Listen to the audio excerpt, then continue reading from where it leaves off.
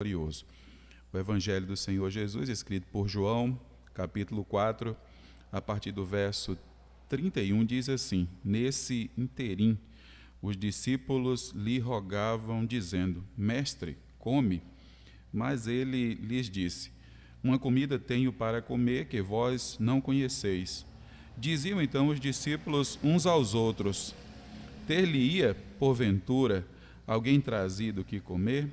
Disse-lhe Jesus: A minha comida consiste em fazer a vontade daquele que me enviou e realizar a sua obra. Não dizeis vós que ainda há 4 meses até a ceifa? Eu, porém, vos digo: erguei os olhos e vede os campos, pois já branquejam para a ceifa. O ceifeiro recebe desde já recompensa e entesoura o seu fruto para a vida eterna. E destarte se alegram tanto o semeador como o ceifeiro, pois no caso é verdadeiro o ditado: um é o semeador e outro o ceifeiro. Eu vos enviei para ceifar o que não semeaste. Outros trabalharam e vós entraste no meu trabalho. Muitos samaritanos daquela cidade creram nele em virtude do testemunho da mulher que anunciara: Ele me disse tudo quanto tenho feito. Vindo, pois, os samaritanos ter com Jesus, pediam-lhe que permanecesse com ele. E ficou ali 2 dias. Muitos outros creram nele por causa da sua palavra. E dizia a mulher: Já agora não é pelo que disseste que nós cremos, mas porque nós mesmos temos ouvido e sabemos que este é verdadeiramente o Salvador do mundo. Que Deus abençoe a leitura desse texto. Nós vamos orar. Mais uma vez, curva a sua cabeça, feche os seus olhos. Vamos interceder a Deus. Pai querido, muito obrigado por tudo que aconteceu até aqui. Não sabemos quais são as necessidades maiores de cada pessoa, mas o Senhor sabe. Pedimos que o Senhor os visite nesse momento, em seu lar, em meio às suas necessidades. Apresentamos, Senhor, em tuas mãos santas os enfermos, os necessitados. Pedimos que o Senhor, na tua infinita graça, alcance, meu Deus, trazendo recuperação, trazendo cura, e aqueles que porventura ainda não têm o teu Filho como Senhor das suas vidas, trazendo, Senhor, cura espiritual. Clamamos ao Senhor a iluminação do teu Santo Espírito na meditação da tua palavra. Em nome de teu Filho Jesus, que o teu Santo Espírito tenha liberdade de falar em nossos corações, de impulsionar-nos a obra do Senhor. Nós não merecemos, nós não temos nenhuma condição, mas que o Senhor nos impulsione, Pai amado, a cumprirmos aquilo para o qual nós fomos chamados. Oramos ao Senhor no nome de teu Filho Jesus Cristo. Amém. Esse texto, o Senhor Jesus Cristo fala sobre uma comida. Ele diz que a comida dele é fazer a vontade de Deus. O contexto desse texto é provável que seja bem conhecido de todos nós. Jesus marca um encontro com a mulher samaritana, meio-dia, e ele conversa com aquela mulher, e ele então se revela àquela mulher. Ele mostra que ele é de fato a água da vida. Ele pede água e ele então oferece, é ele que oferece a água da vida para aquela mulher. Aquela mulher crê, aquela mulher entrega a sua vida ao Senhor Jesus Cristo. Jesus apresenta então, logo na sequência, aos seus discípulos a missão da igreja. No texto que nós lemos, ele apresentou aos seus discípulos que estavam ali com ele naquele momento a missão fundamental, missão áurea da igreja, seguindo os passos do que o próprio Deus fez para conosco. Algumas pessoas se aproximam do Senhor Jesus com alguns propósitos distintos.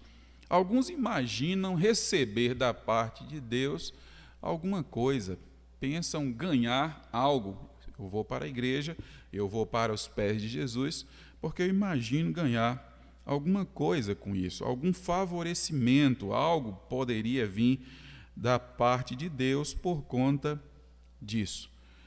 Mas quando nós entregamos nossas vidas ao Senhor, teria sido essa a razão pela qual nós nos aproximamos de Deus, receber alguma espécie de favorecimento da parte de Deus? ou servirmos a esse Deus com a nossa vida, com os nossos bens, com tudo aquilo que Ele nos concedeu. Pois bem, entendemos pela própria natureza de Deus que somos resgatados para servir. O nosso Deus é, por natureza, por definição, um Deus missionário. Ele não precisava de nada, mas decidiu criar todas as coisas. E então, ele decidiu revelar-se ao homem. Ele, quando o homem pecou, toma a iniciativa, é ele que vai ao encontro do homem pecador. Nosso Deus é, por definição, por sua própria natureza, um Deus missionário. Ele vai ao encontro do homem. No decorrer de toda a história humana, ele trabalha para resgatar este homem. Ele é o tabernáculo, o tabernáculo revela a figura do seu filho, que redimirá definitivamente o homem dos seus pecados. E então ele se manifesta de forma plena na pessoa do Senhor Jesus Cristo. Então, nosso Deus é, por definição, é por natureza, um missionário. Ele quer alcançar pessoas para si, e ele faz isso através da pessoa de seu filho. João deixa registrado no capítulo 20, verso 19 ao 21, ele diz: ao cair da tarde, naquele dia, o primeiro dia da semana, trancadas as portas da casa onde estavam os discípulos, com medo dos judeus, veio Jesus, pôs-se no meio e disse-lhes: paz seja convosco. E dizendo isso, lhe mostrou as mãos e o lado. Alegraram-se, portanto, os discípulos ao verem o Senhor. Disseram-lhe, pois, Jesus outra vez: paz seja convosco. Assim como o Pai me enviou, eu também vos envio. Jesus foi enviado para que nós pudéssemos ter paz com Deus, e ele repete 2 vezes: paz seja convosco, paz seja convosco. E na sequência ele diz: assim como o Pai me enviou, eu também os envio. O Deus que é por Deus um missionário, o Deus que é por natureza, por definição, um missionário, o Deus que quer alcançar pessoas, ele envia o seu Filho e o seu Filho nos envia, a igreja é enviada. Nós somos enviados da parte de Deus para que o homem que está afastado de Deus não tenha paz, ele possa ter paz com Deus. É por isso que Jesus, por 2 vezes, ele, além de saudar a primeira vez, no segundo momento, ele repete a saudação: paz seja convosco. Jesus é a paz. Em Romanos capítulo 5, verso 1 e 2, texto conhecido nosso: justificado, pois, mediante a fé, temos paz com Deus, por meio de nosso Senhor Jesus Cristo, por intermédio de quem obtivemos igualmente acesso pela fé a essa graça, na qual estamos firmes, e gloriamo-nos na esperança da glória de Deus. Temos paz com Deus.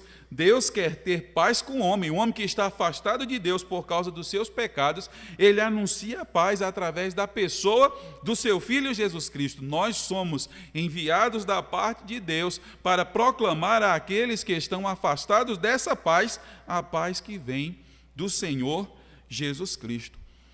Apesar de tudo quanto nós temos visto, a igreja precisa estar atenta à ação do Espírito Santo de Deus.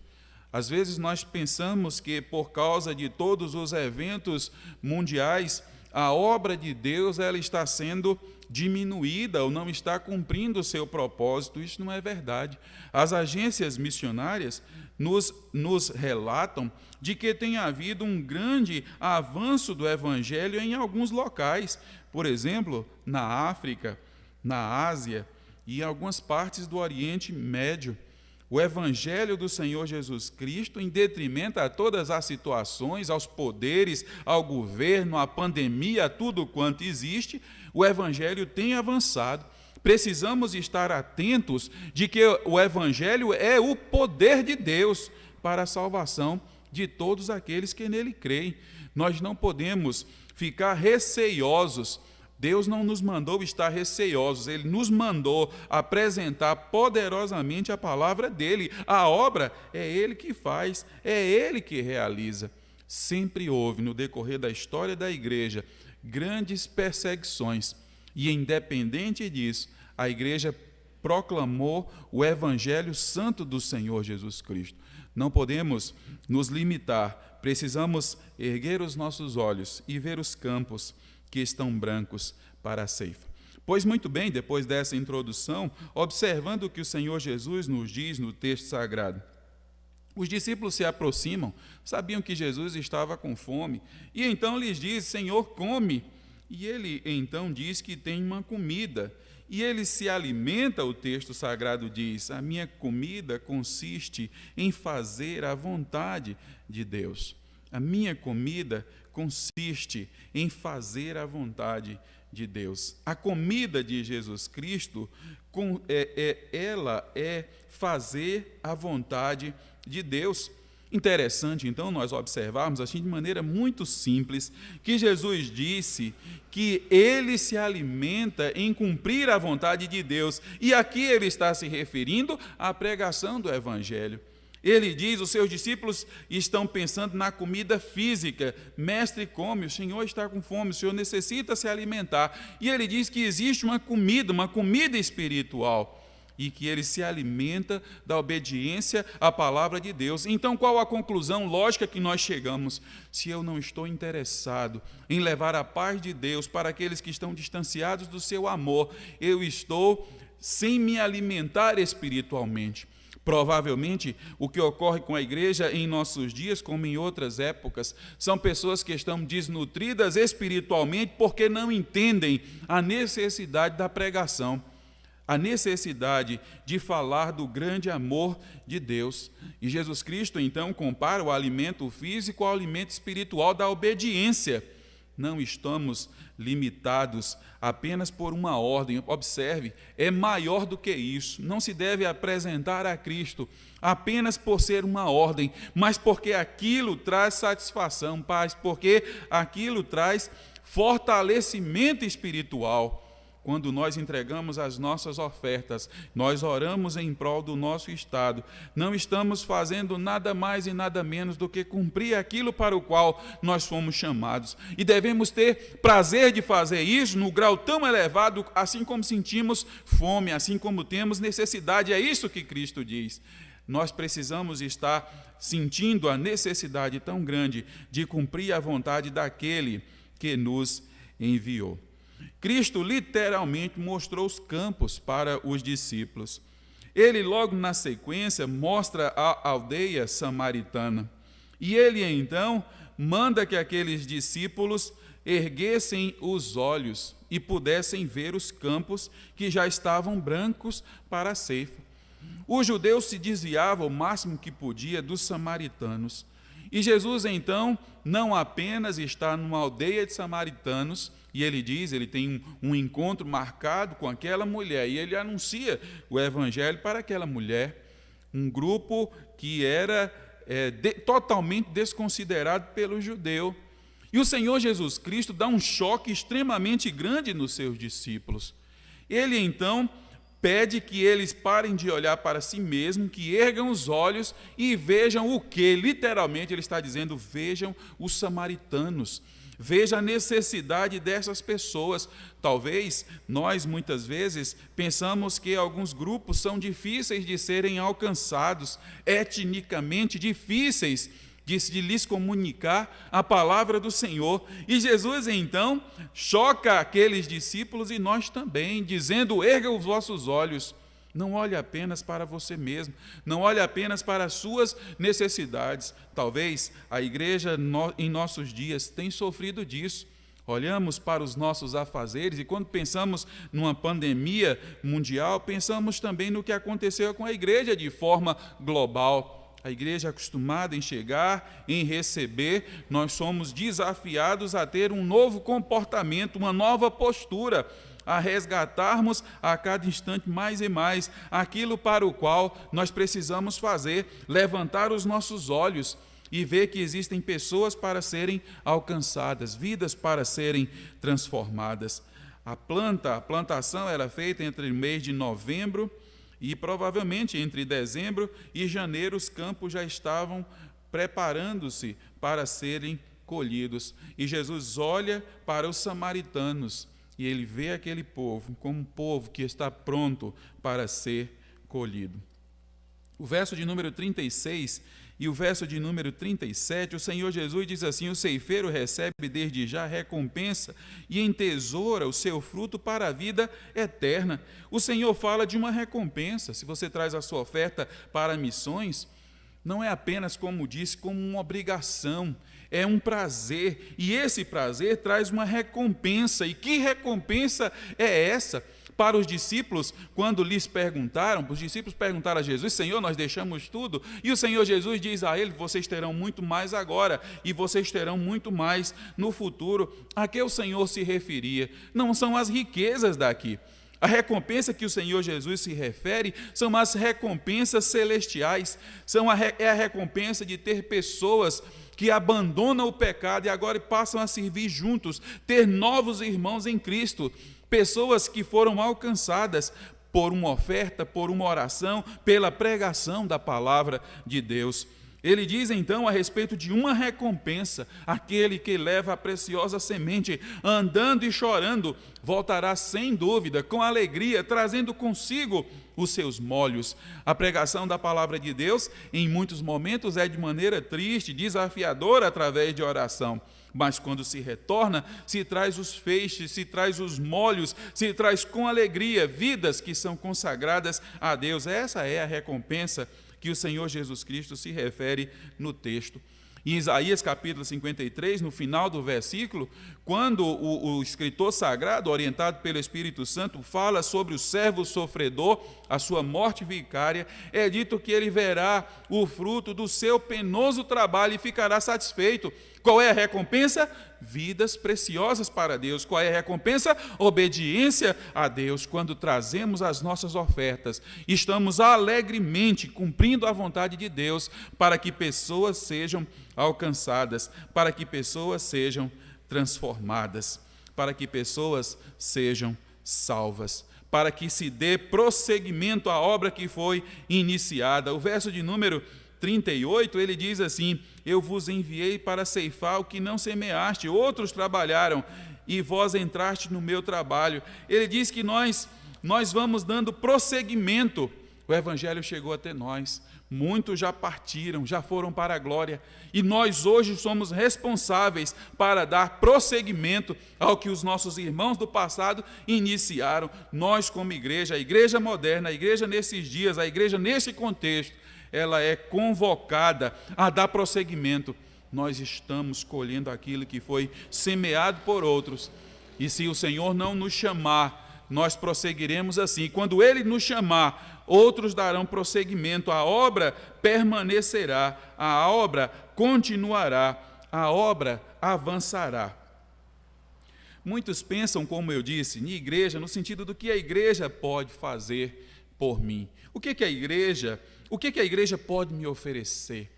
E nós temos difundido, inclusive, essa ideia. Nós temos, muitas vezes, apresentado essa ideia para as pessoas, como se nós estivéssemos oferecendo algo de grande mudança. A igreja, logo após aqueles dias do Senhor Jesus, de ser diretamente alcançada pelo poder gracioso do Senhor Jesus Cristo, a igreja passou a sofrer perseguição, grande perseguição. A igreja passa a ser perseguida e ela entende, por assim dizer.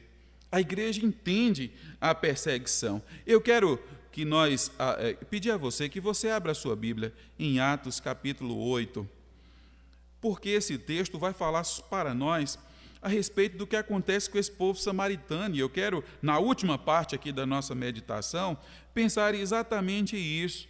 Jesus deu uma ordem ao seu povo, Jesus deu uma ordem aos seus discípulos, os campos já estão brancos. Quando ele morreu, após a sua ressurreição, ele é assunto ao céu, está em Atos lá no capítulo de número 1, ele disse que nós devemos ser testemunhas, tanto em Jerusalém, Judeia, Samaria, que é esse local, e até os confins da terra. Mas os discípulos, embora estivessem bem atentos com relação a isso, eles não cumprem aquilo que o Senhor havia lhes dito, havia lhes mostrado claramente. Então, vamos observar no capítulo 8 de Atos, a partir do verso 1, as consequências disso. O texto diz assim, capítulo 8, verso 1, e Saulo consentia na sua morte.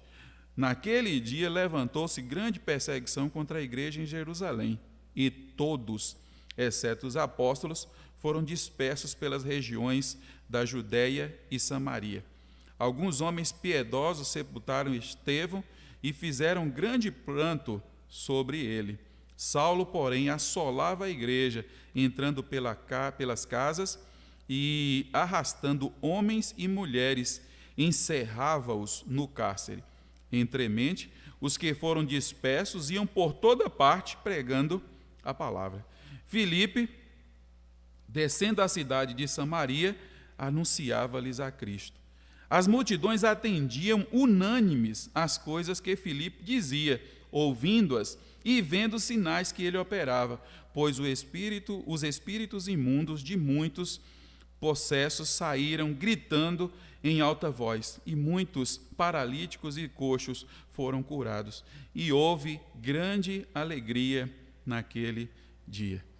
O Senhor, porque a igreja não atendeu à sua ordem da pregação, de pregar, ele então interveio na história da igreja. Estava agradável, por assim dizer. Quando nós pensamos em Atos no capítulo 2, 3.000 convertidos, depois subiu ao número a quase cerca de 5.000 pessoas convertidas, e a igreja unânime, orando, intercedendo, e a igreja louvando, e que coisa boa estava acontecendo, e de fato era algo bom, mas a igreja se esqueceu da proclamação.